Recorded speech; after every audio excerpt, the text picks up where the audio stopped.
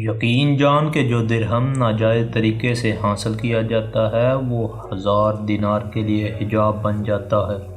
جو کوئی اس کا خیال نہ کرے اس کو شیطان خیال کر۔ جو کوئی راست گوئی میں مشہور ہو گیا، اگر وہ مصلحت کی بنا پر کسی وقت جھوٹ بھی بولے تو سچ سمجھا جاتا ہے، باوجود اس کے کہ اگر سچ بھی بولے تو جھوٹ خیال کیا جائے گا۔